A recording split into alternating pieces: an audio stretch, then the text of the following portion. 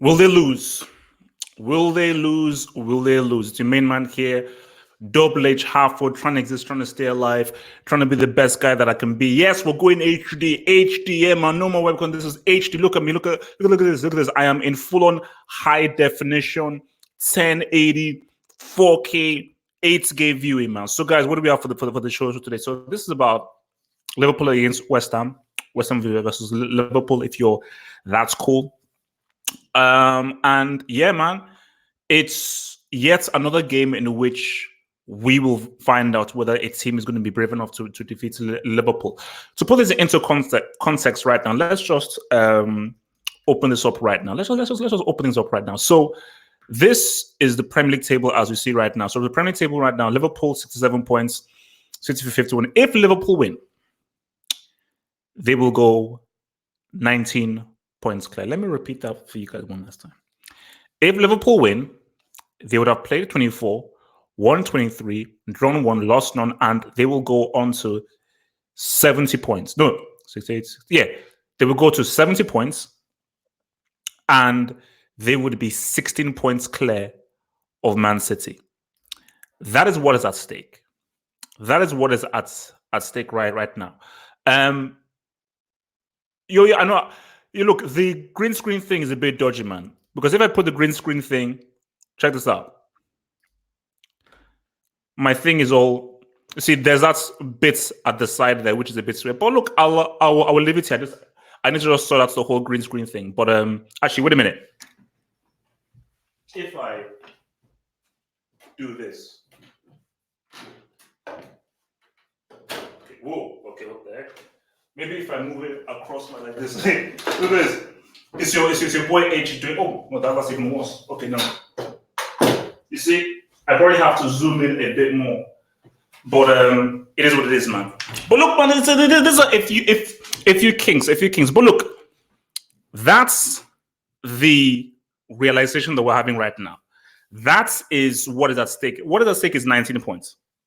Now, let's cast our minds back to last year. Now, I don't know exactly when the match took place.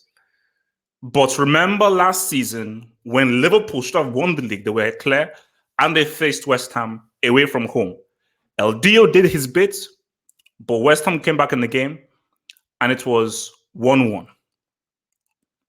And that was one of the key games. Remember, even if you look at my videos, those were one of the key games in which that I said that's where Liverpool lost the title. There were two key games: the Leicester City game, but also the West Ham game. And now, if Liverpool had won that West Ham game, they believe they would have won the league by 2 points. They won the league last season by 2 points. So, but I think this is a different Liverpool right now. I think this is a much more confident Liverpool. I think this is a Liverpool who are not really fearful of what is behind them, because they are much further ahead than they were last season. Much further ahead. So it is a whole different proposition that we're dealing with right now. And this is a worse West Ham. This is a West Ham who have sold their who sacked the manager. So they're in a much worse position. But I cannot stress how disgraceful it could be for the integrity of the Premier League if Liverpool go 19 points clear. And it seems as if I am the only person that cares about this. It seems as if that I'm the only person that views this as a big deal, as this is disgracing the Premier League. So, because no one seems to care. No one seems to care. But this is very bad. Now, I want to now share the starting lineups for both of you, because I always, I want to try and keep it professional. Because again, a lot of people say that Minamino isn't really that dude, and Minamino hasn't really that people already calling him a flop. I think that's very unfair, because coming into a new league, a very demanding league, it can be very, very difficult to really stake your claim. It is very difficult. So I think that, see, Oxlade-Chamberlain is a player who I feel hasn't really worked, He and maybe the issue with Oxlade is I feel that is a case of where an injury screws you up. When an injury screws you up, I think is the issue that we have with Oxlade, because the injury has screwed him up. And I think before the injury, remember, he was one of the key players in that game that they had against Man City in the Champions League. But that was lost like 2 seasons ago. So this is the starting lineup for Liverpool. So Alisson, then Arnold, Gomez, Van Dijk, Robertson, may get that. So yeah. Oh, remember, Mane is injured. LDO is injured. So it's a midfield of Henderson, Wijnaldum, the Ox, the Rig, Salah, and Firmino. Now that is interesting. So now this is where guys, let's talk. Let's have a conversation. Because I believe that when you have a situation like this, Klopp has to either go for Origi or Firmino. Because what I believe is going to happen, which I don't think works, is Origi will play on the left, Salah will play on the right, Firmino plays down the middle. Origi is a cold-blooded finisher. He's an old-school striker. He is just a striking striker in the oldest sense of the word. So, and every time I've seen him play on the left, he looks awkward, and he literally does not walk on the left. And that you have to know how to play that position, because it's an attacking position, and it's such a position that it is very key to guys who play that inside forward. You have to have a player who is adept there. Because for me, I would say for me, what I would do is, if I have a situation like this, I would put Chamberlain on the left, Salah on the right, Firmino in the middle, and you have Origi on the bench, and then I probably put it at Naby Keita or Lallana in that midfield. I just don't think Origi on the left will work. So if you're West Ham, you may be saying, maybe we've got something. So maybe if you're Papa Moymoy's may be like, you know what? Maybe we can do something. Maybe we can do something if we have Origi in the left, because you know what they will try and do is, let's try and push all of attacks on the right. Because we don't want to be caught in transition on Salah's side. But it is worth the risk of being caught in transition on Origi's side. So West Ham's lineup is, as we see, so Fabianski, Gake, Diop, Obona, should be playing for Nigeria, Cresswell, Rice, Noble, Snodgrass, Lanzini, Hala. Now, wait a minute. Randall, Cardoso, Sanchez. So where is our Brazilian friend? So I suppose he's not playing. So maybe he's injured. Yeah. So I mean, really, the most dangerous guy that Liverpool have to worry about is Lanzini. I mean, Hala, but he's not great. So really, Lanzini is literally the only dangerous guy that West Ham really have, man. So yeah, again, West Ham missing their key Brazilian guy who is very, very important for them. So yeah, man, Origi on the left, I don't know. So say 4-3-1-2.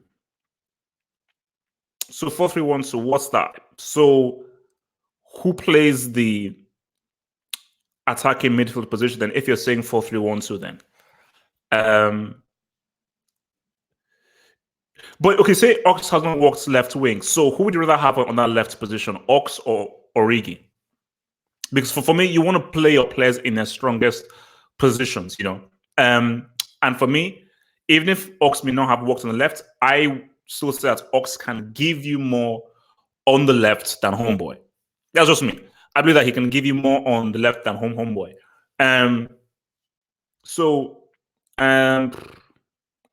No, I mean, but let's be real there. I mean, LDO is a big miss for Liverpool. He's a very big miss. But let's just keep it real. He has not really been really high on form in the past few seasons. I mean, in the past few seasons, how he's not really been on great form. And what you've seen is, which is why this Liverpool team is so dangerous, as he's been out of form, we've seen Firmino pick up the workload. We've seen Firmino now become the goal scorer. We've seen Firmino now come clutch. So this for the so you say it's a 4-4-2. Are you sure about that? Are you really sure about that? A 4-4-2? Yeah, so I mean, but yeah, that is interesting. I mean, let's bring this back again, man. Let's bring this back in. So if you're having this, it's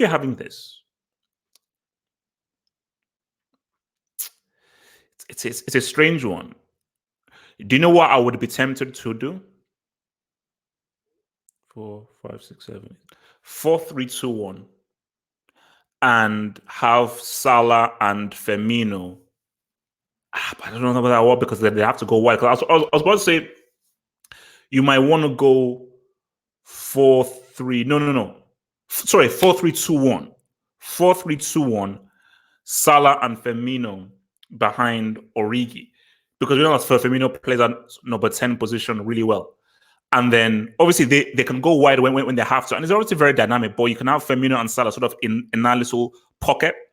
And then you then have obviously the wide man. Because I just think if you're having Origi, he's a striker. Keep him in that striker's position, because thinking about Origi is that he's not as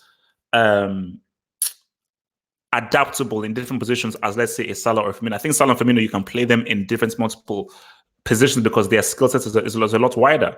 But the question is this, guys. I mean, do you think they'll win or not? That's my thing.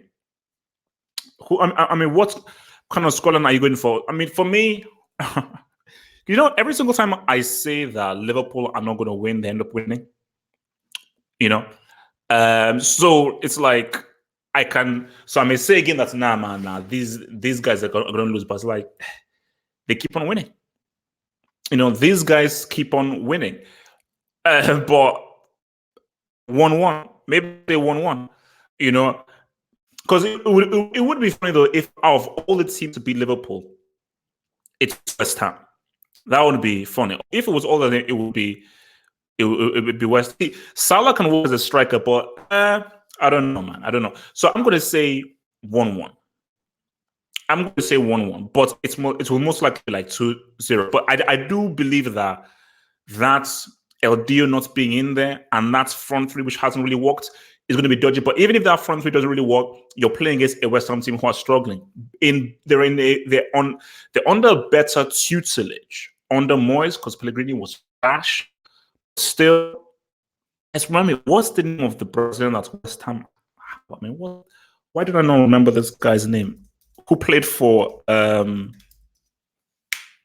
Felipe Anderson? Thank you, Felipe Anderson. Okay, yeah, Felipe. Basically, that's their best player. That is easily West Ham's best player. That is their most important player. That is their player that they get their goals from. So without Felipe Anderson, they're screwed. So briefly, let's just talk a few January transfers, man. So as you know, I put a video out there. Dries Mertens. Chelsea are trying to get in Dries Mertens. And guys, I don't know about you. I think that signing is a really good signing. I don't know what you guys think, but I think Dries Mertens is a very good signing. He's a goal scorer, and Chelsea need goals. Chelsea are creating chances, but they're not getting goals because people in Chelsea's team are bricks with regards to putting the ball in the nets. So if you can give me a dude who can come in and get G's, and this guy's getting G's in Syria, a place that is pretty hard to get goals in. So if he can come in and get those G's, I think that'll be big time. I think that. So, but I want Dries Mertens and someone else. That's it. I want Dries Mertens and someone else. That's what I want. So Tottenham have signed Steven Bergwijn from PSV Eindhoven. Now, I don't know a lot about this. I don't know a lot about this kid. Let me do a little read up of this Steven Bergwijn. Plays as a winger for Tottenham in the Premier League. So my thing is, okay, so he plays as a winger, but you already got Son and Lucas Moura. So for Mourinho, is he going to be like, we're not going to get a striker this window, and so we need a striker. So if you know what, just as a fail-safe, if we don't get a striker, are you going to do a case of play false nine, which Mourinho doesn't really do? Or are you going to, because again, if Berman is coming in as a winger, or let's say he's played as a striker before, but if he's coming in as a winger, then that means maybe you want to put Lucas Moura in the striker position, Son in the striker position. It's either that or playing Wilson, because I think for Tottenham, their priority should be to try and get a striker. Hence why I thought that they would be going for Cavani. And that's what you've seen the Cavani and the Tottenham links, because that would be an interesting move. I just don't know whether Cavani chooses a Tottenham. That's my thing. I think if Atletico Madrid are on the table, I think he will fight more to get Atletico than for Tottenham. But as we've heard, which I think is crazy, apparently the whole talks and everything have broken down of him going to Tottenham.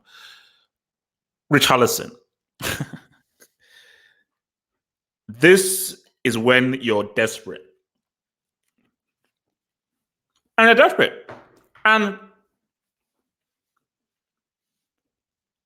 it is it's both funny and hilarious to see Barcelona in this situation. So Barcelona have bid.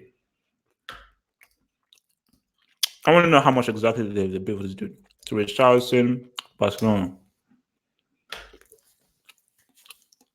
Pamio. Everton rejected an 85 million offer for Richarlison. Wow. Now, I don't think Richarlison works for Barcelona system.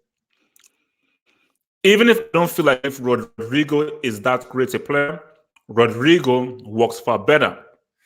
But maybe that has broken down. If I'm Everton, hold out for 90 or 95. Hold out for 90 or 95.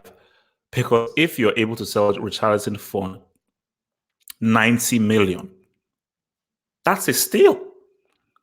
So with that, and if you're thinking, you can go ahead and you can buy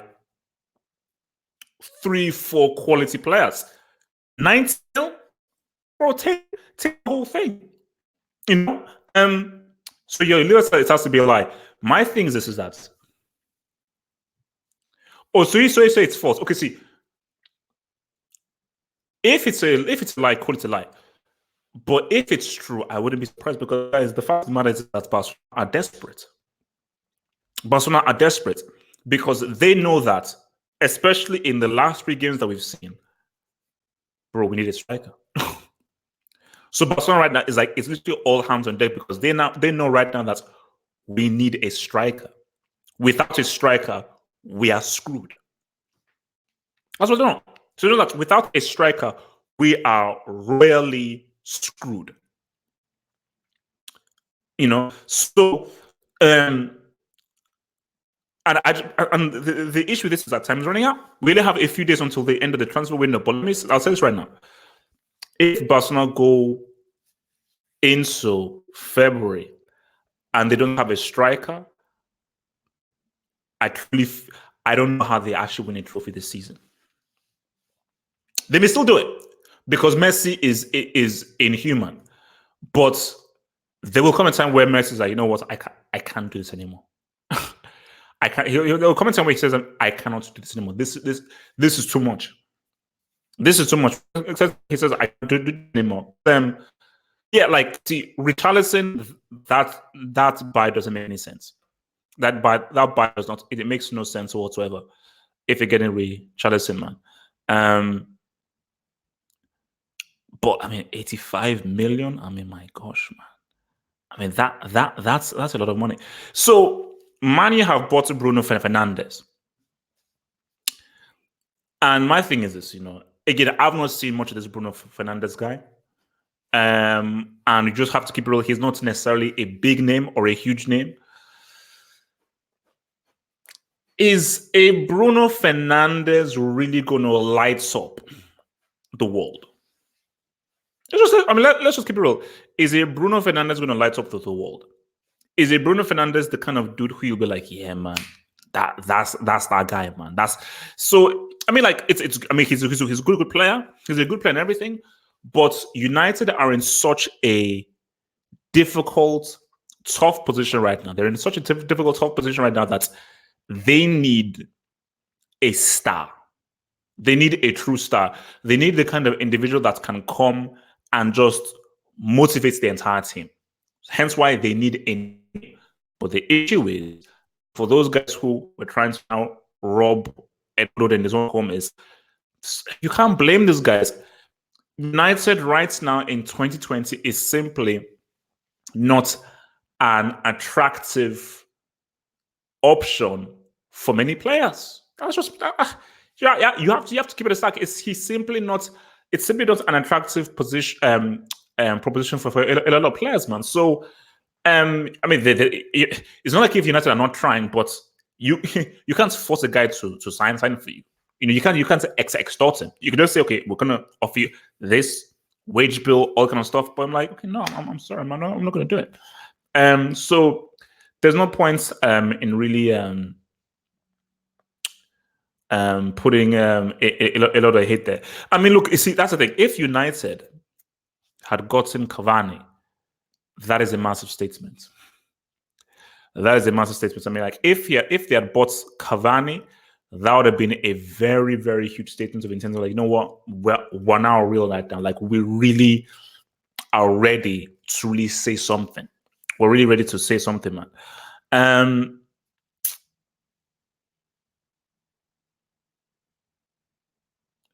You're saying that they need 4-5. I mean, look, a star can do a lot of things for you because yes, in a perfect world, United do need a new midfield. They need a creative midfielder. They need a normal central holding midfielder. They need an inside forward. You know, they may need another quality defender. They need probably a good wing back as well. So that's in a perfect world. But for what they have right now, Fred and McTominay, it's all right. Just put in a top striker in there. It's all cool, man. So guys, so last so we're gonna be out of here in about 8 minutes. So last 8 minutes again. If you want to send any questions, send in some questions now.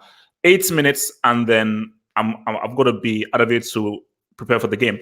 So look, man, West Ham, you're up next. You're up next. West Ham, you have the chance of protecting the integrity of the Premier League. Let me just remind this again. Well, the Elmere League. Let's call it the Elmere League. If Liverpool win, they go 19 points clear. Let me repeat that one more time for the kids at the back. If Liverpool win, they will go 19 points clear. Again, just reminding people, remember last season, West Ham were one of the teams that they derailed their title run. You know, that I think when they played last season, it was 1-1. They went 1-0 ahead. But then they came back. This is different though. You know, this is a stronger Liverpool side. They've taken things to the next level, and they've gone on a historic winning run, something that we've never ever seen before. Hence why as a football channel, I have to chat what Liverpool are doing, because this is it's unprecedented. It is unprecedented what they're doing, and what they're doing is historic. And because it is history, I have to be there to document and report on what is a historic run that Liverpool are doing. Because I mean, if they win yet again, man, I mean, and look, man, and again, as we've discussed before, Sadio Mane is missing. And I think when Sadio Mane is out, it messes with the flow and the formation of the team, which means that a lot of the responsibility will now go to the other players who have come and chipped in, but specifically a Salah and a Firmino as well. And I think what makes this task even harder for West Ham is that they're missing their best player, Anderson. Are you sure Anderson in there? Wait, let me even put that again. Wow. So Felipe Anderson is missing. So basically, the two guys actually had on this thumbnail are both missing. So Felipe Anderson is missing. So it's and what the hell can you do with Lanzini? But the thing with this game is, man, you just never know. The things with this games, you never know. Like if Liverpool, just like the game last year, if Liverpool come and they're disjointed, they're discombobulated, their passes are not really connecting, and West Ham can just get a goal, they can just get in their flow. Who knows what they can do? Who knows what the hell they can do? I'm saying Antonio as well. Like, so two of their best attacking players, Mikel Antonio and Philip Anderson, West Ham are missing. West Ham are missing. So there was some of the bench. Adrian, Fabinho's on the bench. Minamino, Matip, Lauren. Well, to be real, Liverpool don't have many. The only attacking option they have on the bench is Minamino. Minamino is the only attacking option they have on the bench. So if one of those Liverpool guys go down, it's going to be screwed, man. Oh, haha, you know it was Salah. So yeah, I'm not sure how long Mane is injured for, man. Let me just see that. So Sadio Mane injury updates. How long is he out for? Let me check.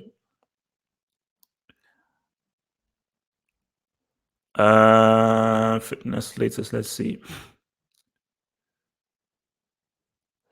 Well, he has a muscle tear which isn't too big.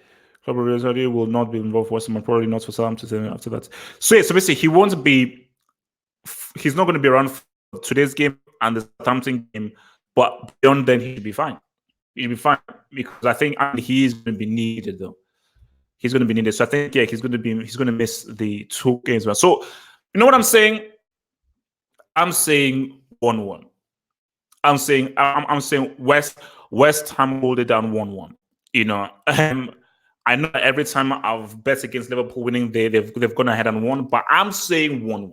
I'm saying your boy Uncle Moyes will rise up and say what's up. I think Moyes will rise up and say what's up.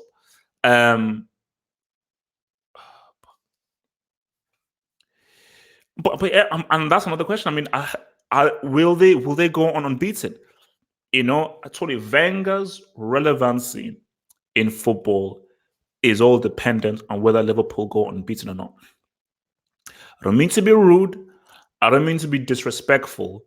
I understand what Wenger brought to the game, but Wenger's defining moments was the Invincibles.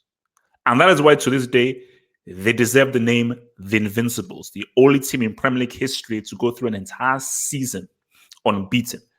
That's the key thing, and that is the task that Liverpool have ahead, man. So people are saying Liverpool win 2-1, 3-0, 6-0, 2-1, 2-1. Wow, man, damn. Yeah, no, look, my shades to reflect. So look, man, it is what it is.